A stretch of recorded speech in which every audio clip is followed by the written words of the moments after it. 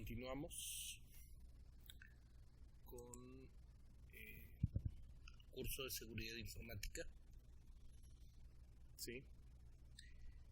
Y dentro de la introducción a la seguridad informática, un enfoque que considero particularmente instructivo es revisar las distintas ciencias que he encontrado constituyen el cuerpo de conocimiento de la seguridad informática. ¿Sí? Nos vamos a apoyar en una conferencia, ¿sí?,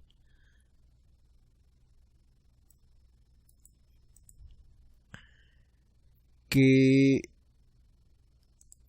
aquí está, impartí en el Campus Party en 2017.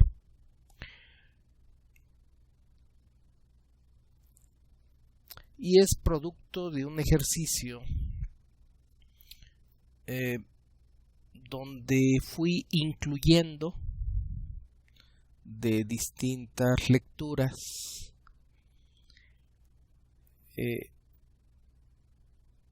pues distintas ciencias de la seguridad. Al inicio, pues básicamente comencé, digamos, la más conocida, que es la criptografía, ¿sí?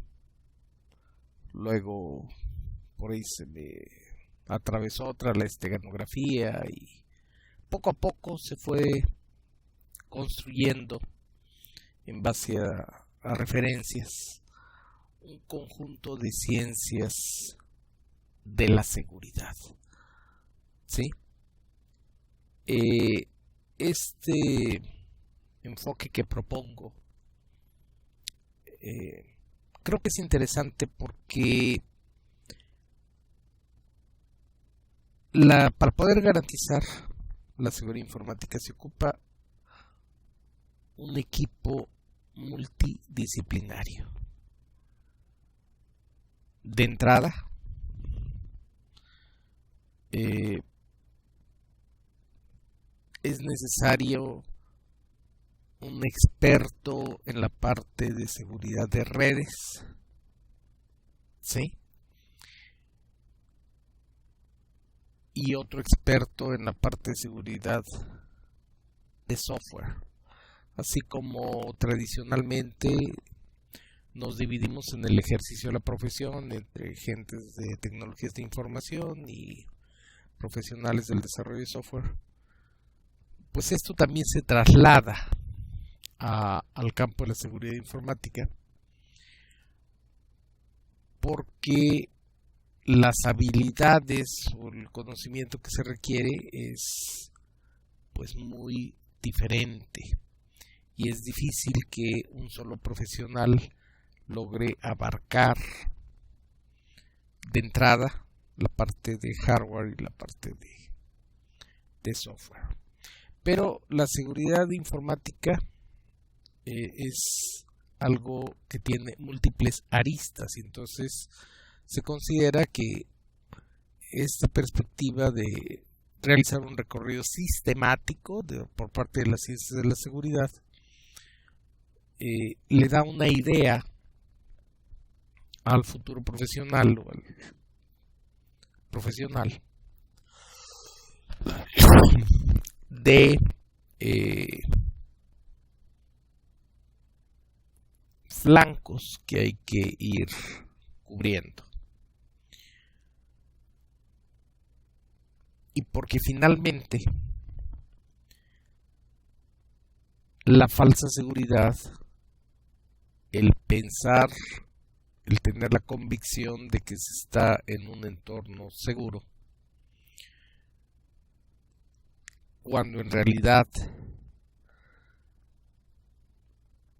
se tienen múltiples vulnerabilidades que pueden ser explotadas. Entonces, el sentimiento de falsa seguridad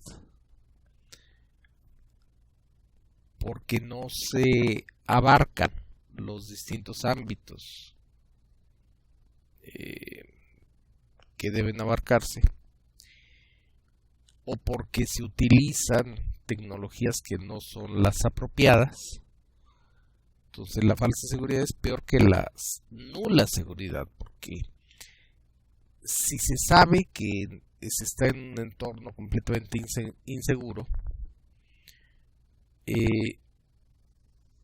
el usuario, las personas van a actuar de cierta forma, pero si tienen la confianza de que están en un entorno seguro, van a actuar con más libertad. ¿Sí? Y si en realidad están en un entorno inseguro, pues van a ser blancos más fáciles.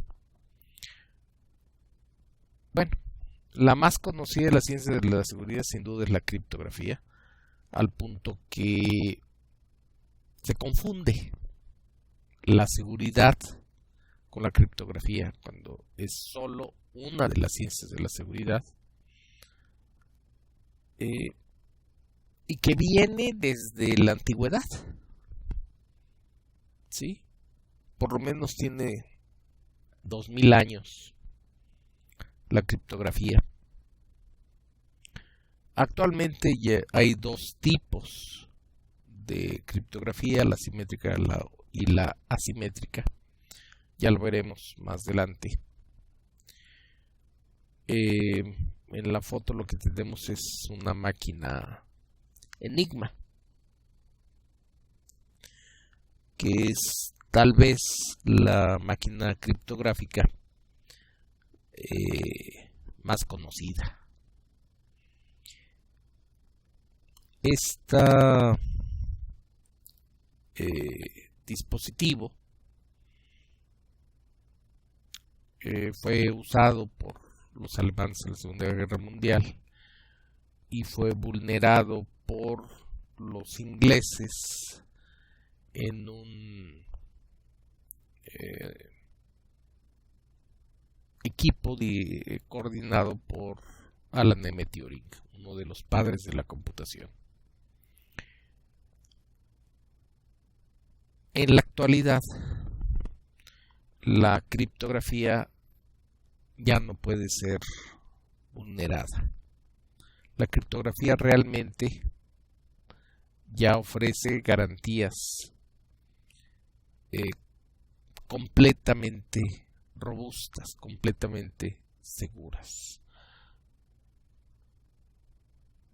Esto va un poco contra la imagen, tal vez producto de las películas de Hollywood, en el sentido de que el hacker mágicamente rompe cualquier seguridad. La criptografía en la actualidad no es factible de ser vulnerada. Es sumamente sólida.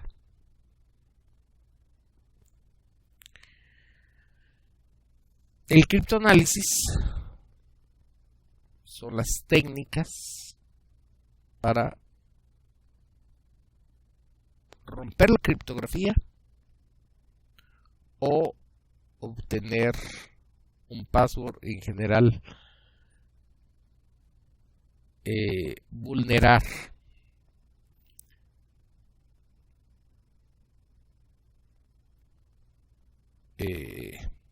a la criptografía. Lo que pasa, sí, se puede pensar que me contradigo, ¿no? Porque digo que la criptografía no puede ser vulnerada. Eso es un hecho. Pero las llaves criptográficas se guardan encriptadas, protegidas por password, Password Based Encryption, PBE. Y entonces La criptografía en sí no puede ser vulnerada, pero si el password que protege una llave criptográfica no es lo suficientemente sólido, lo suficientemente robusto, entonces sí es posible vulnerar la criptografía, porque es posible encontrar la llave porque el password lo permitió. Hay técnicas criptográficas que han sido rotas. ¿Sí? Hay técnicas criptográficas que se sabe que son inseguras.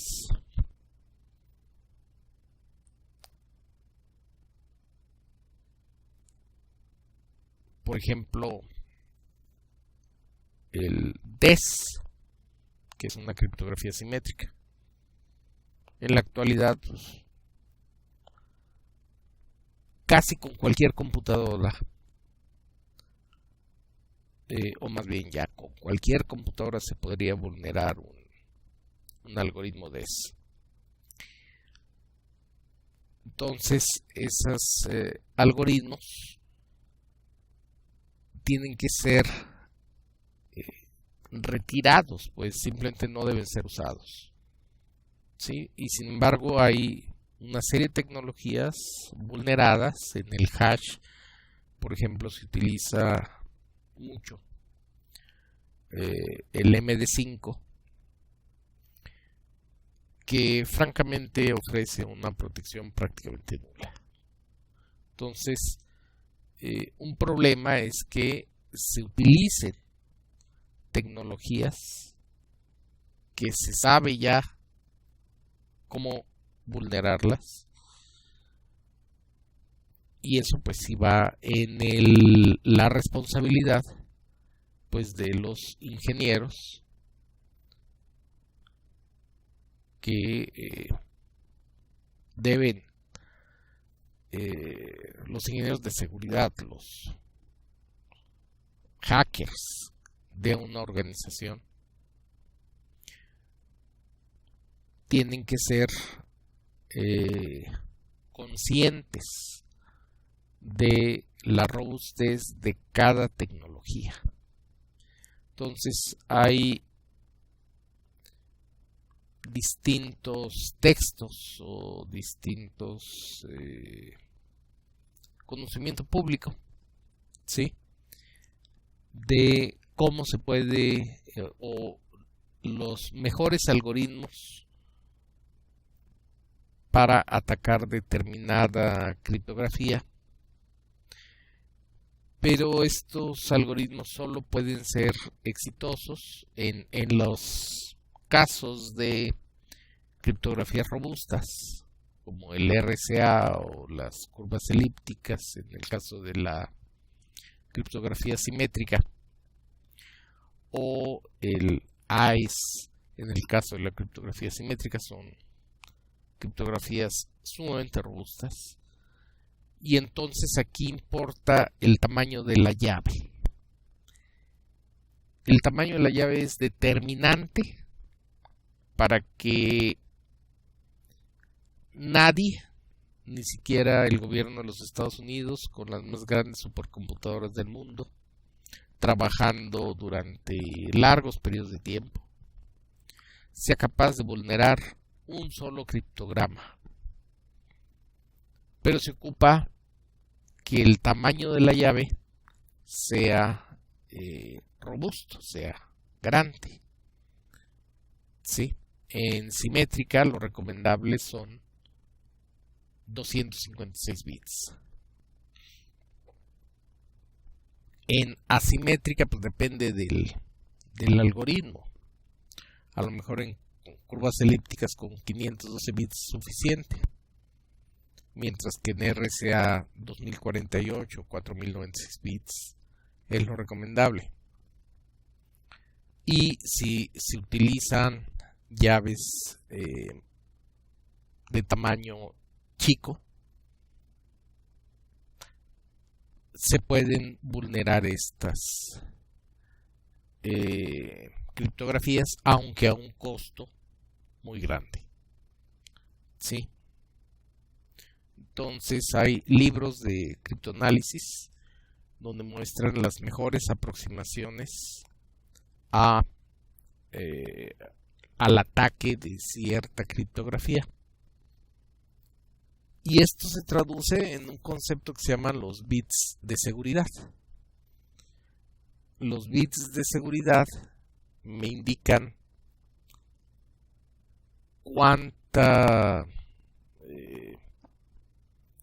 qué tanto esfuerzo computacional es necesario para vulnerar un criptograma. La idea, por supuesto, es que la criptografía que se utilice sea una criptografía muy robusta, de forma que sea imposible vulnerarla. Hay una variante del criptoanálisis que es el criptoanálisis acústico. También se conocen como ataques Tempest. Y es interesante esta tecnología. Los distintos equipos, ¿sí?, generan sonidos o emisiones en el espectro electromagnético. Y estas emisiones pueden captarse con antenas. Y en base al sonido, ¿sí?, que emite un dispositivo, es posible romper la criptografía. Voy a buscar un artículo. Lo más fácil de vislumbrar en términos del criptoanálisis acústico, o lo más visual, ¿sí?, sería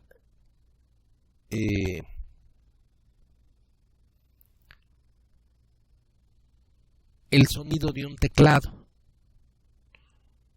Nosotros asumimos, ¿sí?, que las teclas suenan de la misma manera cuando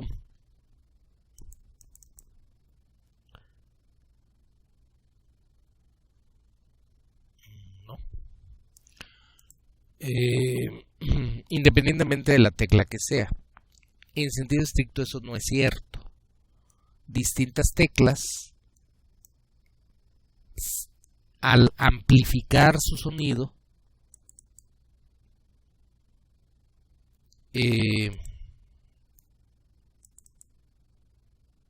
tienen sonidos diferentes. Además, el tiempo en que la mano tiene que desplazarse, ¿sí?, ese es el que estaba buscando. El tiempo en que la mano tiene que desplazarse para presionar una tecla es importante. No es lo mismo las teclas que están al centro del teclado, como la H o la J, que las teclas que están en el exterior, como la A o la P. Se ocupa menos tiempo. La mano tiene que desplazarse menos para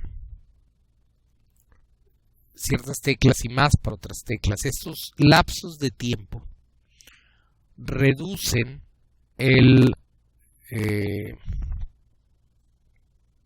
la posibilidad de que teclas fueron oprimidas. Entonces, aparentemente es sencillo poder saber qué es lo que una persona está escribiendo simplemente con grabar con un micrófono de un iPhone, de un celular de Apple. Son micrófonos muy buenos. Y con esos micrófonos se puede realizar criptoanálisis acústico. ¿Sí? Lo más sencillo de comprender es lo de los teclados, pero también se puede determinar qué documento, qué fue lo que se imprimió en una impresora a partir del sonido que emite la impresora. ¿Sí? Y este artículo habla de extracción de una llave RCA mediante criptoanálisis acústico de un bajo ancho de banda. RCA es el sistema criptográfico asimétrico más usado en la actualidad y es la sigla de tres personas: Rivest, Shamir y Adleman. Y este es el mismo Shamir, autor, coautor de la tecnología RCA, que firma el artículo como coautor. ¿Sí? Entonces el mismo autor de la tecnología está reconociendo que por medio de micrófonos es posible encontrar la llave privada, en este caso, la llave secreta, ¿sí? En una criptografía asimétrica. Entonces, el criptoanálisis acústico es una de las principales amenazas en la actualidad a la seguridad informática, aunque requiere un equipo relativamente sofisticado y requiere conocimiento también en detalle de cómo funciona este tipo de criptoanálisis. Según Anderson, ¿sí? En el último cuarto del siglo XX, o sea, entre 1975 y 2000, que es una barbaridad que esto venga desde el 75, y que la comunidad de seguridad realmente no tenía idea del criptoanálisis acústico hasta fechas relativamente recientes. Anderson lo menciona en el 2008, bueno, unos años antes, pero durante décadas, por lo menos 20 años, esta técnica de criptoanálisis era desconocida por los expertos en seguridad. Y eso es terrible. Y Anderson afirma que los militares gastaron en criptoanálisis acústico más o menos la misma cantidad que gastaron en la criptografía, lo que nos puede dar idea del uso que se da a esta tecnología. El criptoanálisis acústico es de las principales áreas de investigación en la actualidad, y cómo ser capaces de generar procesadores, discos duros, impresoras, teclados que no sean capaces de vulnerar mediante este tipo de ataques. Luego están las criptomatemáticas, ¿sí? Las criptomatemáticas es una disciplina de las matemáticas, son matemáticas aplicadas que estudian el esfuerzo para poder romper un criptograma. ¿Sí? Por ejemplo, en esta última gráfica circular, una criptografía simétrica de 256 bits, de lo rojo, como la cantidad de bits, más o menos tendría la misma seguridad que 15.369 bits asimétricos en RSA, o alrededor de 512 bits en curvas elípticas. Curvas elípticas y RSA son criptografías asimétricas. Luego veremos en detalle.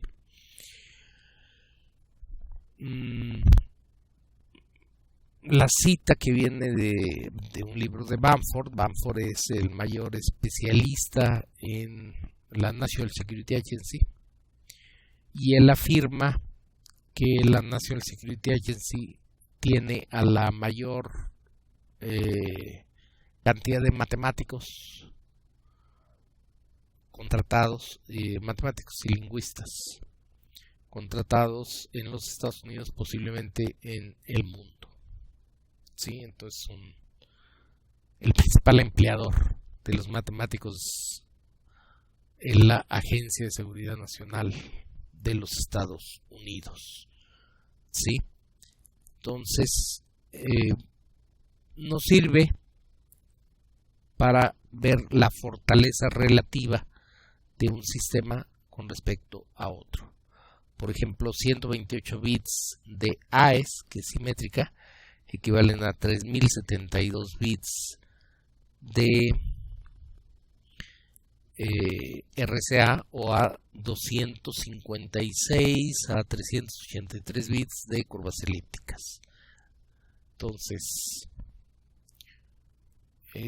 una criptografía, digamos, de 256 bits se considera verdaderamente impenetrable. Y bueno, la criptocomputación ya va sobre los algoritmos, la eficiencia. En este caso, lo que tenemos es una tarjeta para realizar criptografía, porque no hay nada más veloz que la electrónica, ¿sí? Entonces, ya implantado como circuito integrado, el algoritmo criptográfico, pues tiene un tiempo, una eficiencia mucho mayor que si estamos ejecutando líneas de código, ¿sí? Y también importa la implementación de los algoritmos para realizar criptografía simétrica o asimétrica, o criptoanálisis, ¿sí? ¿Cuáles son los mejores algoritmos? ¿Sí? Las implementaciones más eficientes que se pueden construir.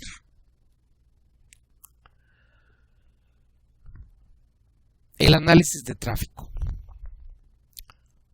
Una entidad, un objetivo, dicen los manuales de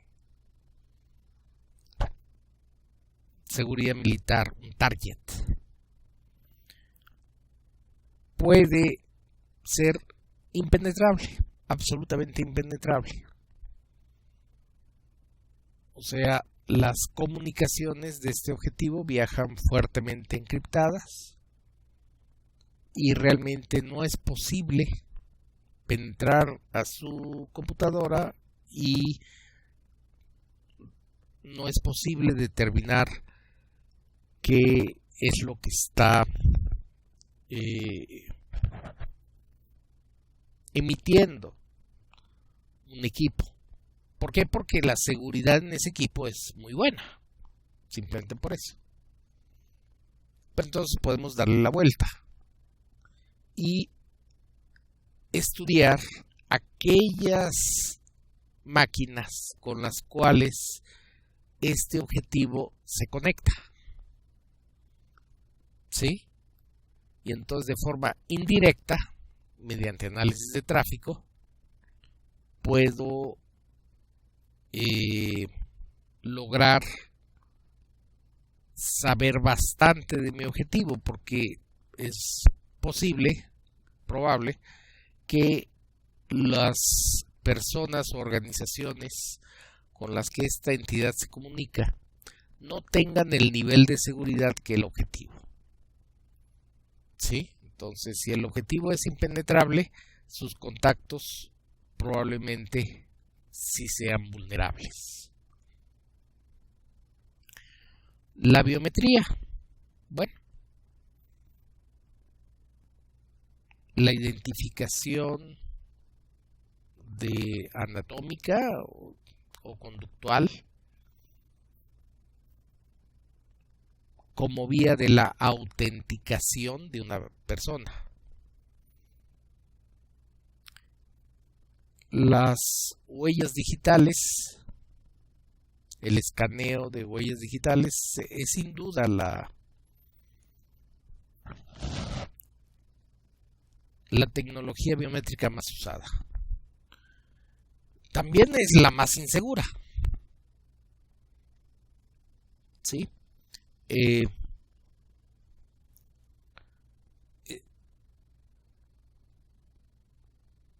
Esta técnica de las huellas dactilares tiene muchos falsos positivos y falsos negativos. Muchos, en comparación de las otras técnicas. Un falso positivo me diría que una persona es otra, ¿sí? O sea, identificaría erróneamente la huella digital como de otra persona. Y un falso negativo implicaría que no reconoce la huella digital de la persona. Entonces, si hemos estado en organizaciones donde firmamos nuestra asistencia con huella dactilar, pues estamos acostumbrados a que la tenemos que poner a veces varias veces hasta que la reconoce. ¿De acuerdo? O sea, son varios los fallos. Y con menos frecuencia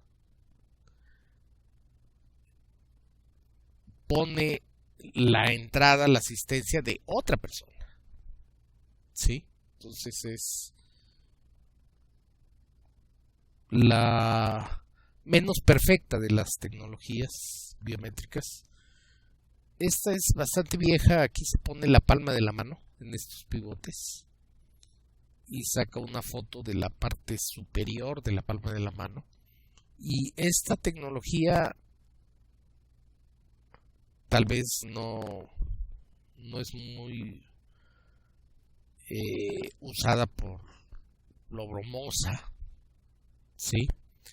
Pero esta tecnología tiene realmente muy pocos falsos positivos o falsos negativos. Es una tecnología muy superior y sin embargo es menos usada. El reconocimiento del iris pues no se ha desarrollado masivamente porque es muy invasivo, ¿sí? Es algo incómodo para los usuarios el que les escaneen el iris. Pero en la actualidad ya hay algunos celulares que realizan escaneo del iris a distancia, ¿sí? Y entonces ya pierde esa característica de una tecnología invasiva, incómoda. tenemos reconocimiento de firmas, reconocimiento de patrones de caminar. ¿Sí? Parece que esta es de las tecnologías más robustas que existen. ¿Sí? En cuanto a que es muy difícil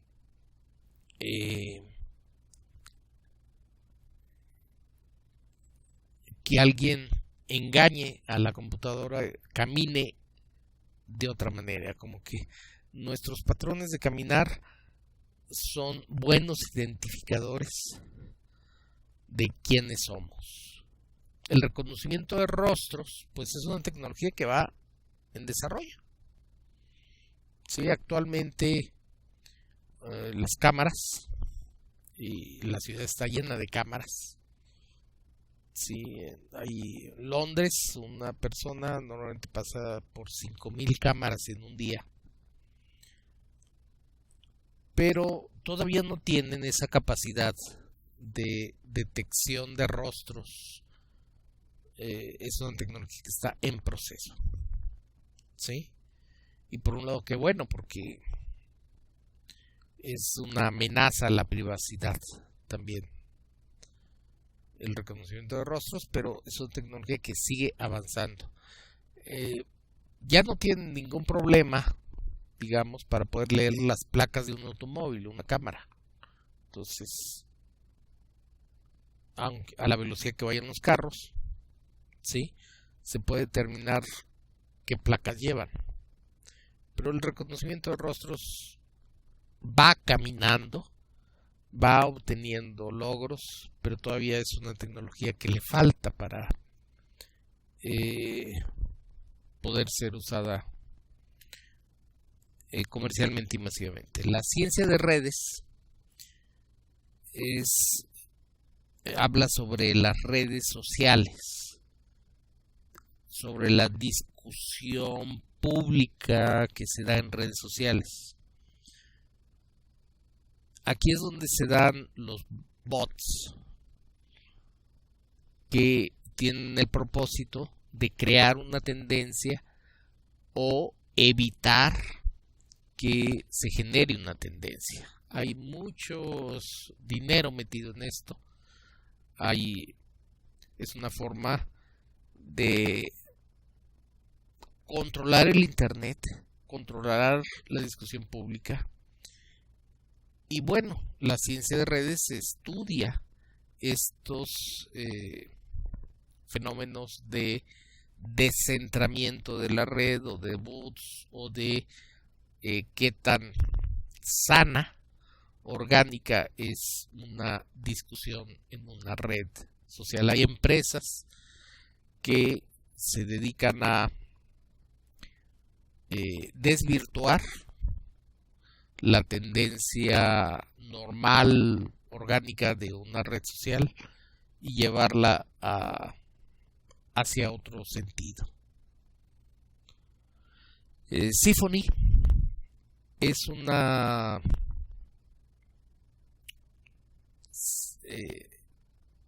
es para conversaciones telefónicas seguras. A mí verdaderamente me impresiona que sea tan fácil interceptar las comunicaciones de políticos, ¿sí?, en México, cuando es una tecnología que es madura. Aquí tenemos una foto de un equipo de Symphony en la Segunda Guerra Mundial. En la foto de arriba está George Bush el día del atentado de las Torres Gemelas con un teléfono AT&T de Symphony, un teléfono que encripta, ¿sí?, la voz y la manda encriptada, y el otro teléfono lo desencripta. Y aquí tenemos dos aplicaciones para teléfonos celulares, Silent Circle, y esta es de los iPhone. ¿Sí? Entonces, son tecnologías maduras, son tecnologías seguras, y es posible tener en la actualidad comunicaciones encriptadas, y es posible entonces tener confidencialidad en nuestras comunicaciones, pero esto realmente se usa muy poco. El cómputo forense, ¿sí?, es una disciplina cruzada con lo legal de la seguridad, ¿sí? Puede ser organizacional o puede ser como parte de los organismos de procuración de justicia. Si es organizacional, el experto en cómputo forense está evitando ataques contra su organización, ataques que son constitutivos de delitos. Entonces, desde la organización, digamos un banco, ¿sí?, se tiene coordinación con la policía cibernética para poder no solo detener los ataques, sino aprender a los cibercriminales, ¿sí? Y ya en la parte de los organismos de procuración de justicia, hay certificaciones específicas para cómputo forense, ¿sí? Esta parte de abajo es un estuche con distintos cables, ¿sí?, para poder conectar cualquier equipo que use cualquier tecnología, y esta es una estación de trabajo de cómputo forense, ¿sí?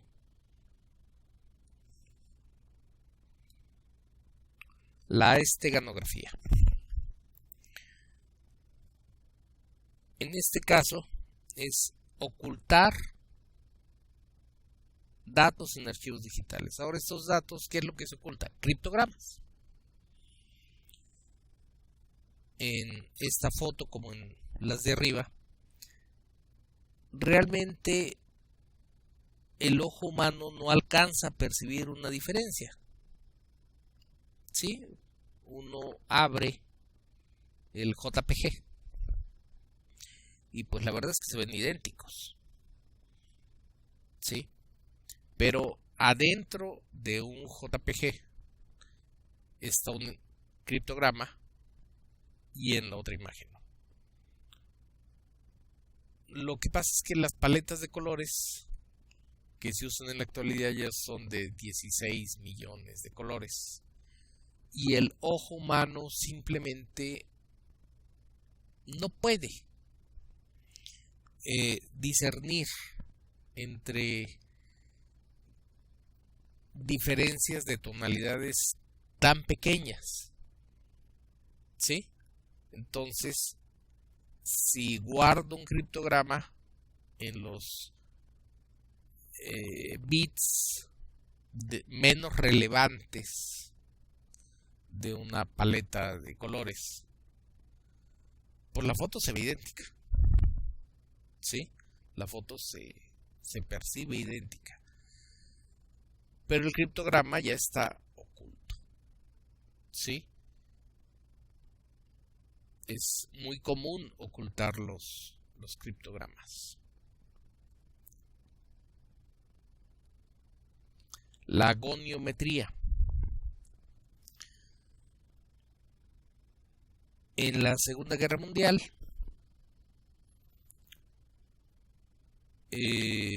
era posible determinar un objetivo, que podía ser un barco, que podía ser un avión, ¿sí?, un submarino, con 3 estaciones de escucha. Entonces las estaciones estaban ubicadas en lugares diferentes, y estaban sincronizadas con relojes atómicos, con relojes en los nanosegundos. La luz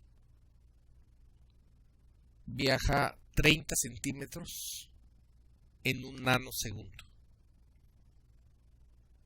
Entonces, si tengo distintos relojes ubicados en distintos lugares y recibo una transmisión en estos distintos lugares,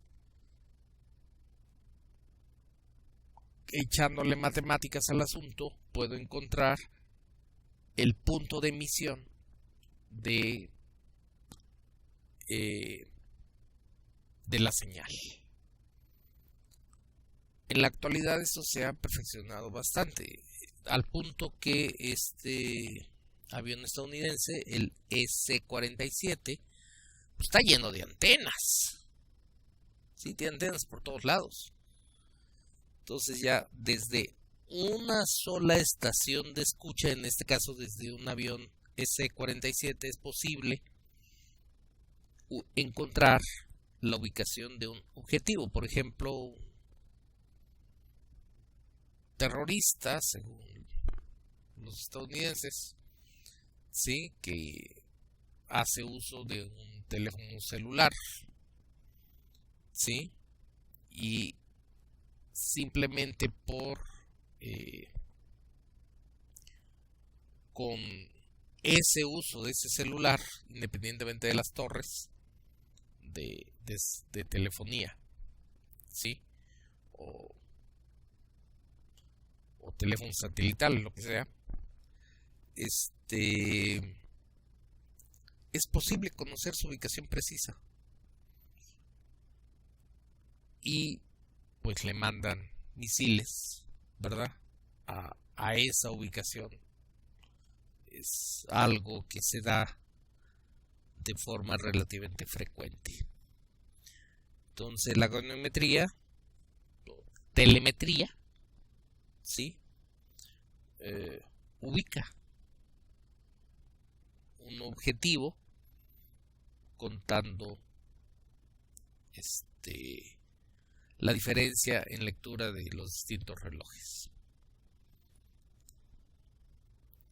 La lingüística computacional, ¿sí? Ya esto es objetivo logrado. Ya la lingüística computacional ya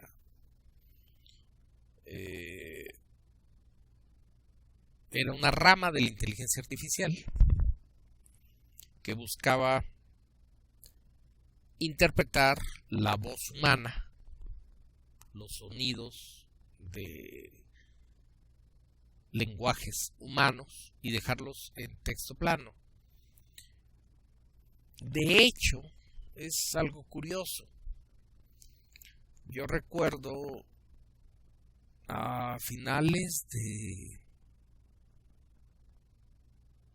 los 80, principios de los 90,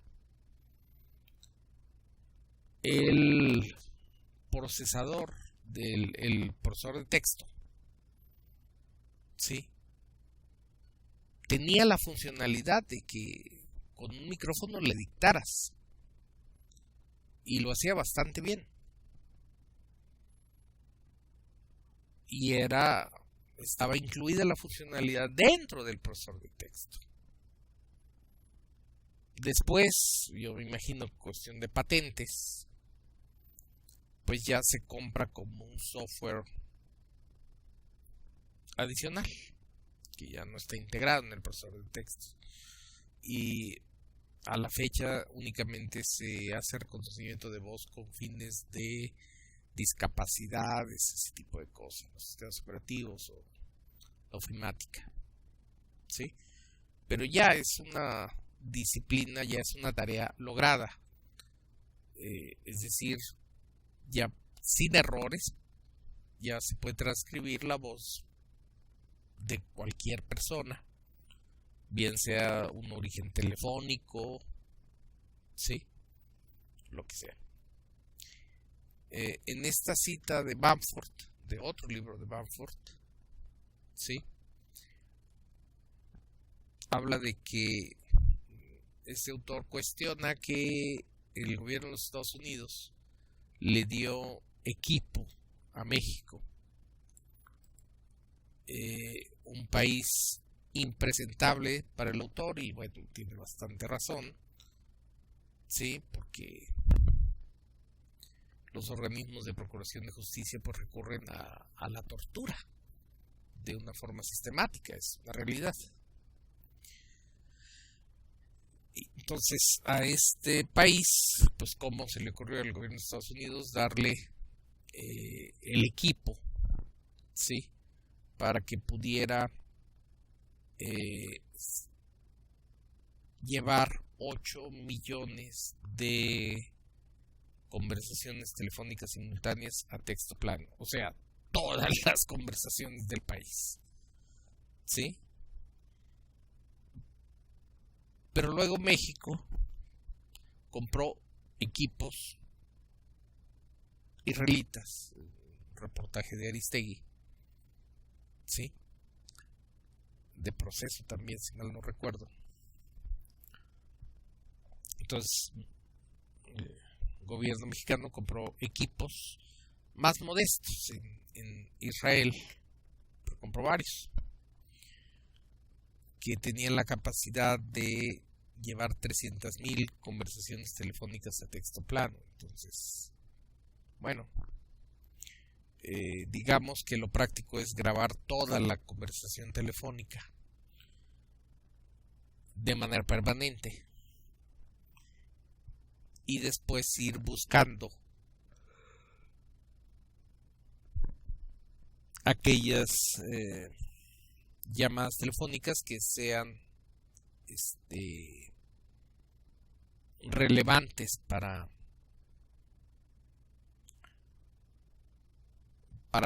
los fines de la seguridad nacional. Según López Obrador, dijo que había 1,500 agentes del CISEN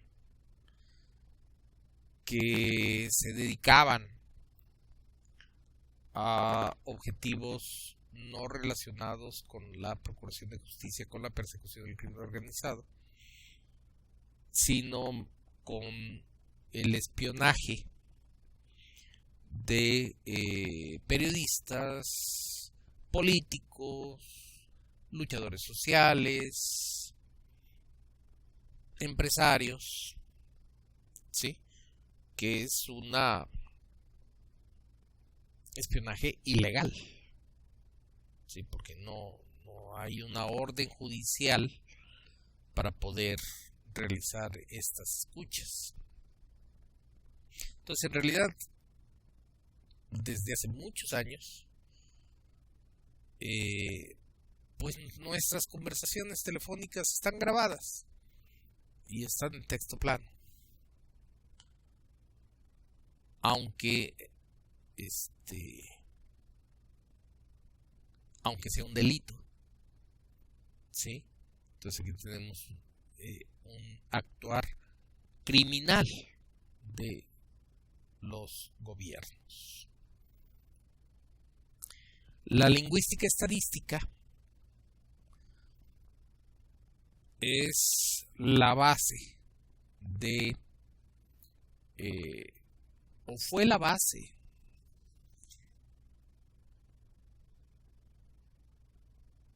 más bien, es y fue la base del criptoanálisis. Cada lenguaje, cada idioma humano, del slide tiene la ñ, pues es del español, utiliza las letras en distintas frecuencias.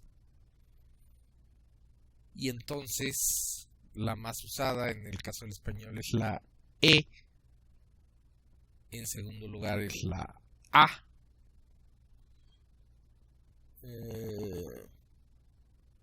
luego la O,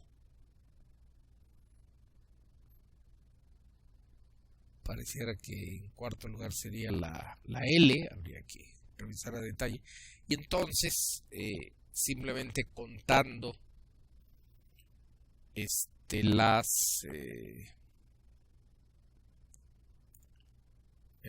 el número de veces de un símbolo, pues ya se podía desencriptar. Esto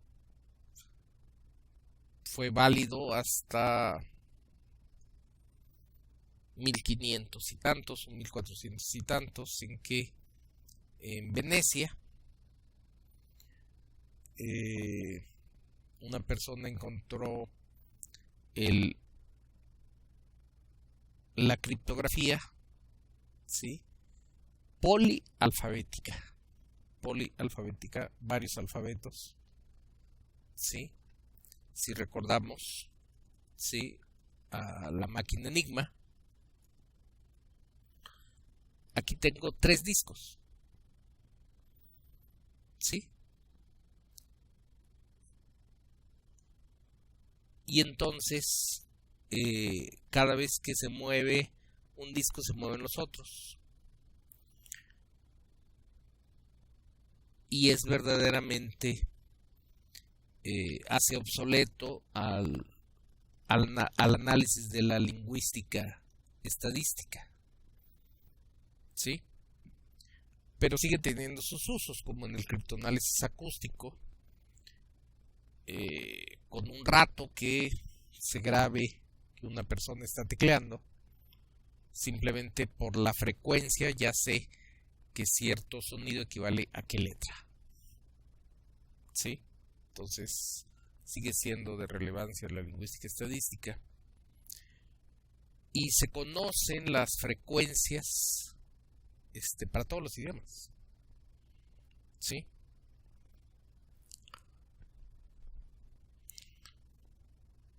Procesamiento de señales. Aquí es una disciplina electrónica computacional. La detección, amplificación, aislamiento, interpretación de señales eléctricas del espectro electromagnético, ¿sí? Esto de arriba es una base militar estadounidense que está en Alemania, ¿sí? Y estas cosas como pelotas de golf o de ping pong gigantescas se llaman radomos. El propósito de un radomo es que no se vea la antena que está dentro,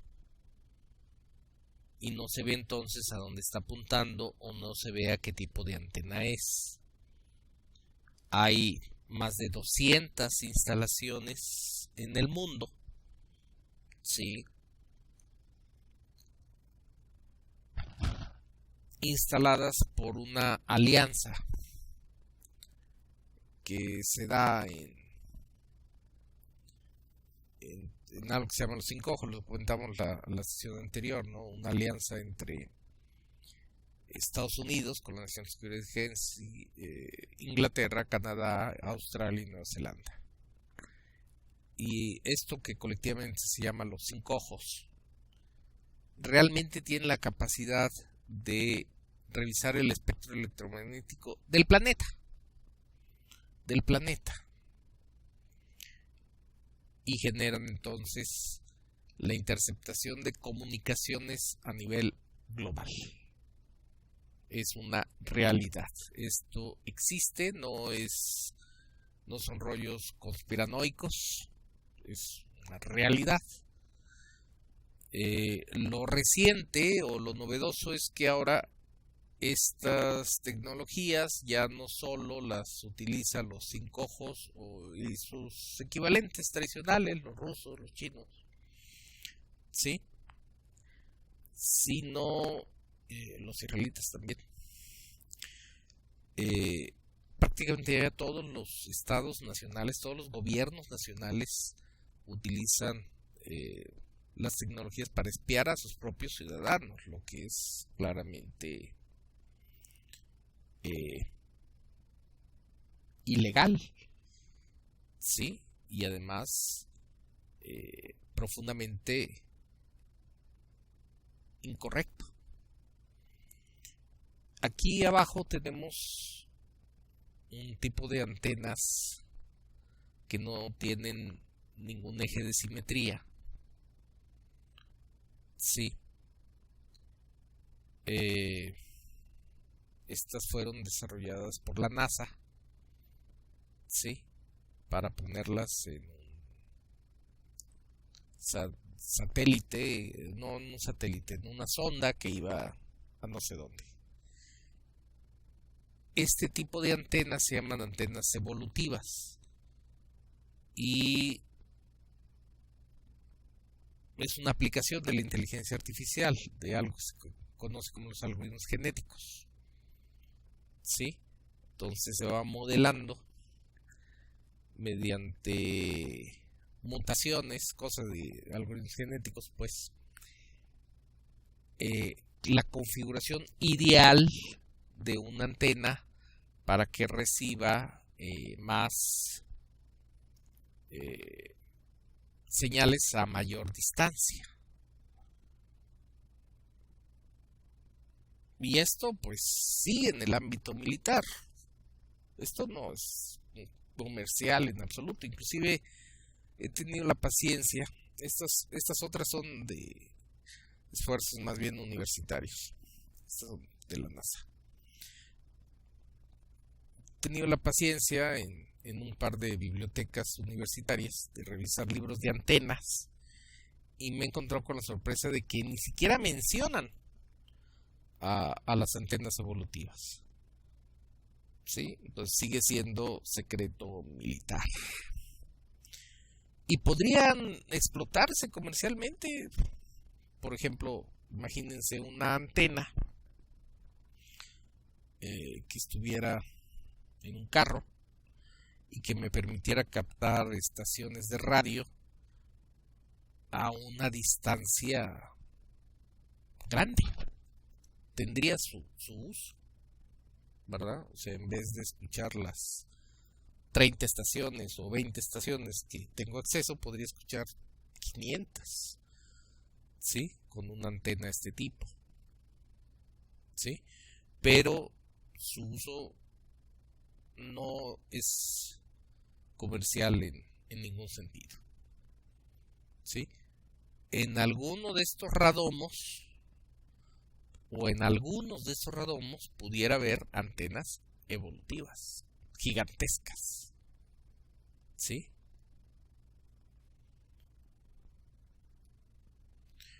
La seguridad de operaciones. Esta es la parte organizacional donde debemos, como profesionales de la informática, ir elevando el nivel de seguridad de la organización vía el empoderamiento de los usuarios,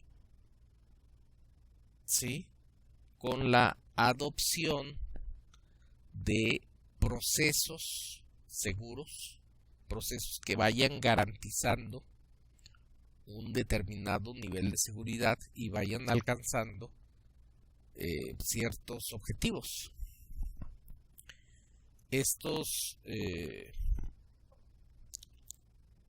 las organizaciones deben ir avanzando en un plan de seguridad, ¿sí? Puede no ser un equipo grande de personal, pero sí con cierto personal dedicado a la función de la seguridad organizacional y bajo la certificación ISO 27000 desarrollar un plan de calidad e ir mejorando de forma objetiva el nivel de seguridad de la organización, ¿sí? Y para eso pues necesitamos empoderar a los usuarios, ¿sí? Es una área a mi juicio, de las más fascinantes de la seguridad computacional, de la seguridad de operaciones. Finalmente, la última ciencia de la seguridad que He encontrado, porque realmente no, este listado ha sido construcción propia, ¿sí? Me lo he encontrado de forma fragmentada y lo he ido compilando. Entonces hay tal vez algunas disciplinas que se me evaden todavía, ¿sí? Disciplinas o ciencias de la seguridad que simplemente todavía no soy consciente que existen. Pero la última es la vibrometría láser, ¿sí? Este es un equipo en eBay de vibrometría láser, caro, $8,300. En aquellos días 150,000 pesos, ahorita sería un poquito más. Y es un láser, un LDV, láser Doppler vibrómetro. ¿Sí? Aquí tenemos el puntito del láser, ¿de acuerdo? Y pues incluye su hardware y su software. ¿Y qué es lo que puede hacer un LDV?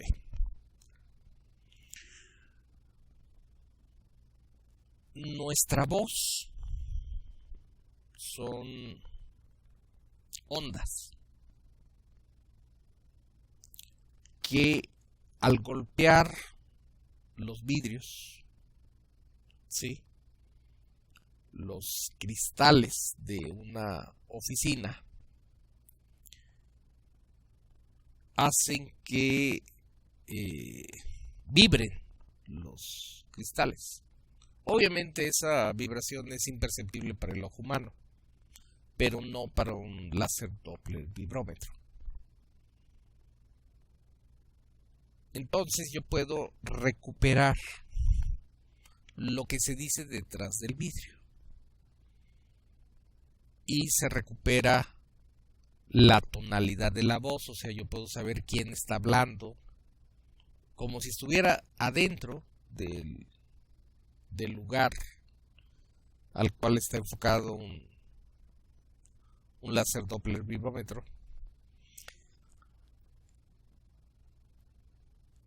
Y puedo fijarlo con un tripié y enfocarlo a una oficina que esté en el piso, en el último piso, en el penthouse de un edificio, que es normalmente donde está la oficina del director general, ¿sí? Entonces esta tecnología se usa mucho para espionaje industrial, ¿sí? O sea, es usada por competidores deshonestos, ¿sí?, que quieren estar espiando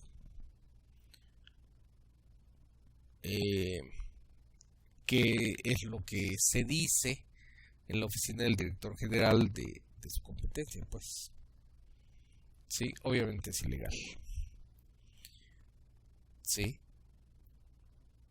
Pero es una tecnología que existe. Realmente, por proceso, las instalaciones del gobierno estadounidense, instalaciones militares, realmente no tienen ventanas. Podrán tener vidrio, podrán parecer espejos, vidrios que rodeen el edificio, ¿sí? Pero detrás del vidrio lo que hay es un muro de concreto, ¿sí? El vidrio es únicamente con una función estética, ¿sí? Además, aquí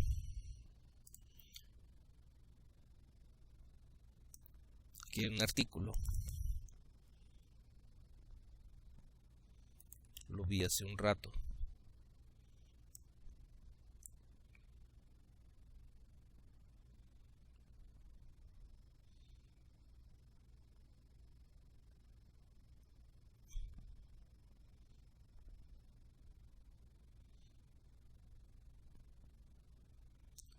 era de un investigador chino,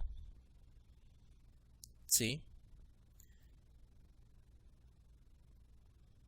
A lo mejor no lo encuentro.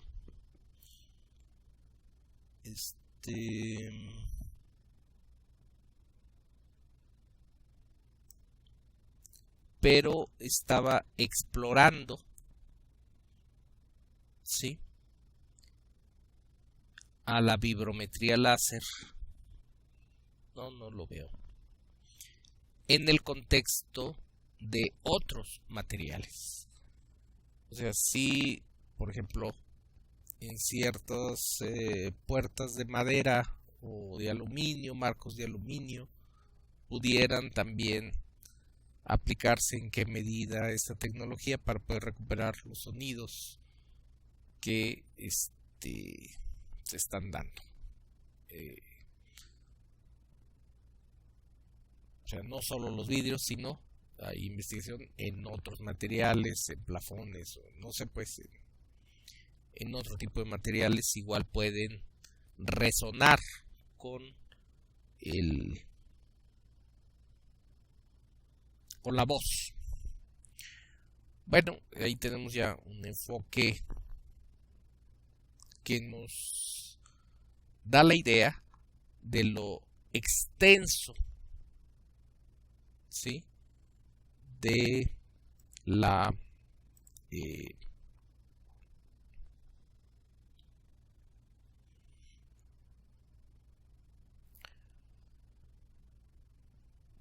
seguridad informática, ¿sí? Y que esto es de múltiples aristas, y que si una organización quiere tener un nivel de seguridad adecuado, necesita pues un conjunto de expertos en seguridad, ¿sí? Mi experiencia laboral incluyó hacer desarrollos para bancos, y no sé qué tan cierto es el dato, pero se mencionaba, era finales de los 90, que el equipo de seguridad de Banamex, el banco más importante de México, que ahora es propiedad de Citibank, tenía 50 hackers de tiempo completo, ¿sí? Entonces, bueno, obviamente es un banco serio, que se preocupa y le invierte a la seguridad, pero nos da una idea de, bueno, hasta dónde quieres asumir la seguridad y si realmente necesitas un nivel alto de seguridad. Tienes que estructurar lo que se llama un equipo SWAT, que es equipo de acción rápida del FBI. SWAT es una forma de trabajo en equipo, ¿sí?, derivada pues de estas policías de acción rápida. En un equipo SWAT pues hay un experto en negociar, otro experto en desarmar explosivos, otro experto, un francotirador, un experto en romper las puertas, pues, para poder ingresar a un lugar, ¿sí? El mismo persona que conduce la camioneta SWAT es un experto en conducir a alta velocidad, ¿sí? Entonces, un equipo SWAT es un equipo de expertos, y la función seguridad trabaja de esa manera. Entonces, una organización puede tener un experto en comunicaciones, otro que se encargue de toda la criptografía,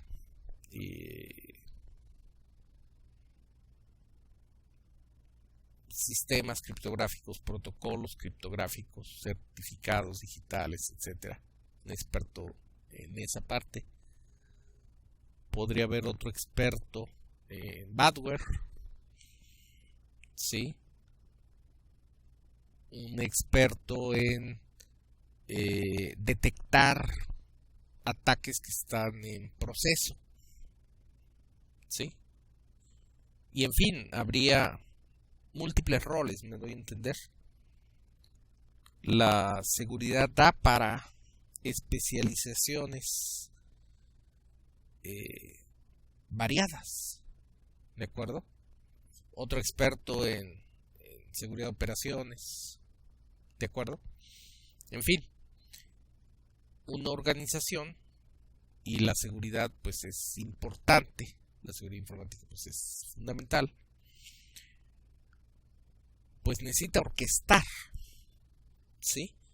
Un equipo de distintos expertos en seguridad para poder objetivamente ir logrando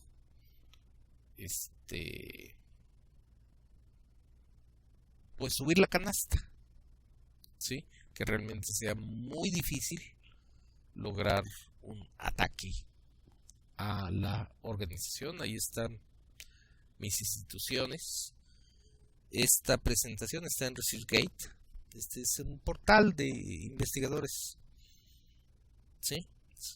Entonces, mis publicaciones ahí están en ResearchGate. La cuenta es mi nombre. Y este video, con licencia libre, también está en mi canal de